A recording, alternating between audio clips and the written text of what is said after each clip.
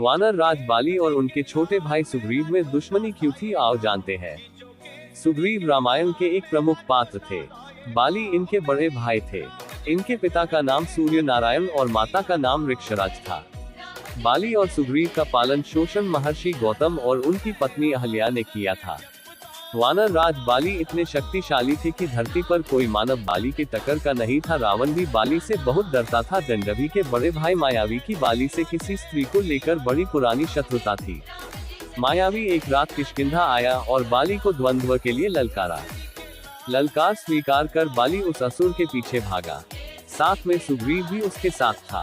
भय के कारण भागते हुए मायावी जमीन के नीचे बनी एक कंदरा में घुस गया। बाली भी उसके पीछे पीछे गया। जाने से पहले उसने सुग्रीव को यह आदेश दिया कि जब तक वह मायावी का वध करके लौटकर नहीं आता, तब तक सुग्रीव उस कंदरा के मुहाने पर खड़ा होकर पहरा दे। 1 वर्ष से अधिक अंतराल के पश्चात कंदरा के मुहाने से रक्त बहता हुआ बाहर आया।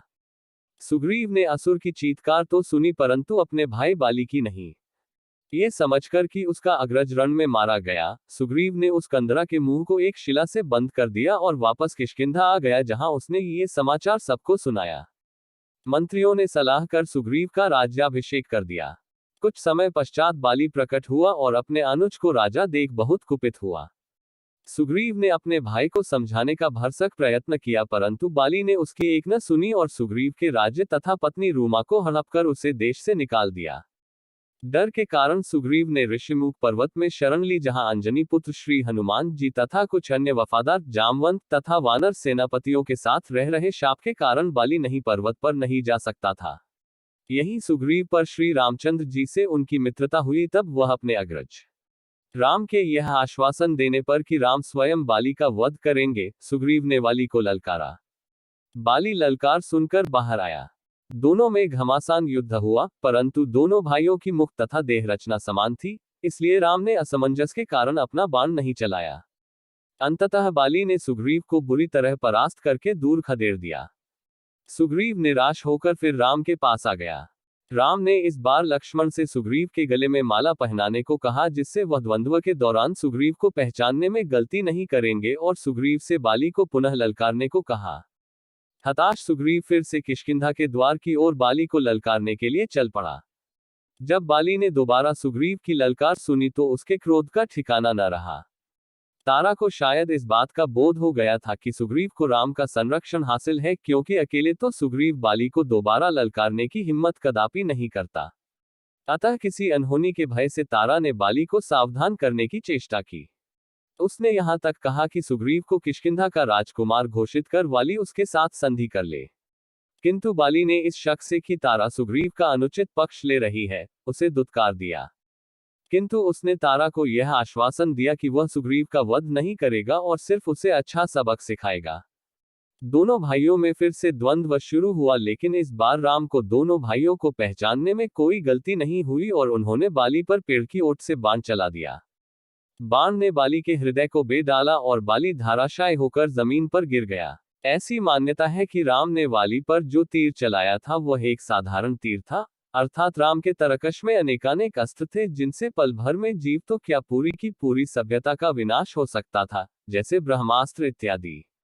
लेकिन मर्यादा पुरुषोत्तम राम, जो कि विष्णु का अवतार थे और सर्वज्ञाता थे, ने एक साधारण सा ही तीर इसलिए चलाया क्योंकि बाली की तुरंत मृत्यु न हो और मरने से पहले उसे अपने प्रश्नों का उत्तर भली भांति प्राप्त हो जाए, ताकि वह शांति से प्राण त्याग मिल सके और मरने से पहले वह स्वजनों से भली भांति मिल सके। बाली के आहत होने का समाचार सुनकर तारा अपने पुत्र अंगद के साथ रणभूमि की तरफ भागी। रास्ते में उसे रण से भागते हुए वानर मिले, जिन्होंने उसे सलाह दी कि अंगद को लेकर वापस किष्किंधा जाकर अंगद का राज्याभिषेक कर दे और राम के प्रकोप से बच जाए।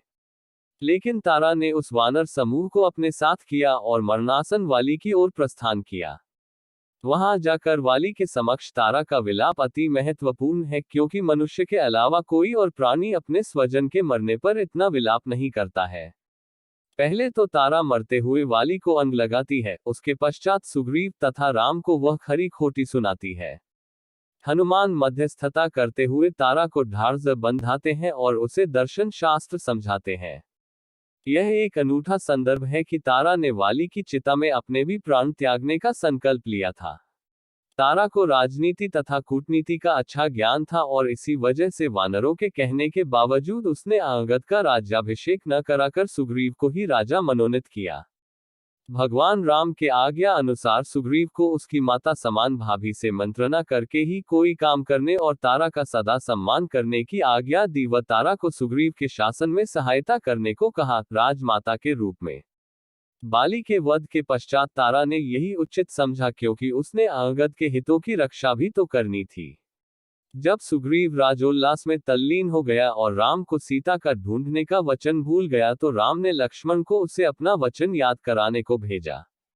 लक्ष्मण वैसे भी काफी गुस्सैल थे। उन्होंने किष्किंधा की राजधानी पंपापुर में लगभग आक्रमण बोल दिया। सुग्रीव को अपनी गलती का एहसास हो गया लेकिन लक्ष्मण का सामना करने की उसकी हिम्मत न हुई। उसने तारा से आग्रह किया कि वह लक्ष्मण को शांत कर दे। तारा रनिवास से मदोन्मत्त निकली और लक्ष्मण को शांत किया। उसने महर्षि विश्वामित्र का उदाहरण दिया कि ऐसे महात्मा भी इंद्रिय विषयक भोगों के आगे लाचार हो गए थे। फिर सुग्रीव की तो बिसात ही क्या और यह भी कि वह मनुष्य नहीं वरन एक वानर है। तारा ने यह भी वर्णन किया कि सुग्रीव ने चारों दिशाओं में सेना एकत्रित करने के लिए दूत भेज दिए हैं। वाल्मीकि रामायण तथा अन्य भाषाओं के रूपांतरणों में यह उल्लेख है कि अधखुले नैनों वाली मदोन्मत्त तारा के तर्कों को सुनकर लक्ष्मण थोड़ी शांत हो गए और उसके पश्चात सुग्रीव के आगमन और उससे सीता को खोजने का आश्वासन पाकर वापस चले गए।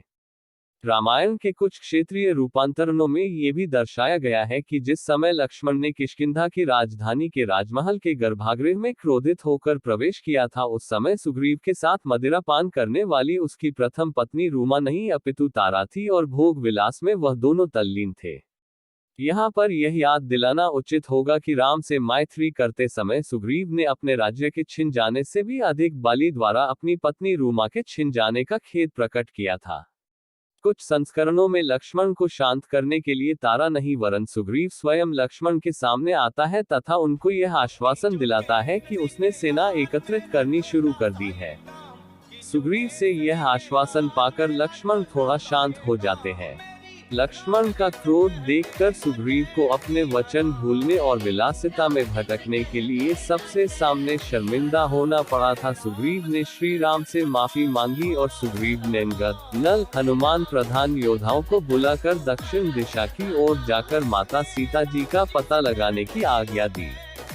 उन्होंने कहा कि आप सबको मन, वचन और कर्म से सिर्फ यही एक काम सफलतापूर्वक करना है। सीता माता की खोज के लिए अंगद कहते हैं कि हनुमान जी से शक्तिशाली कोई नहीं है।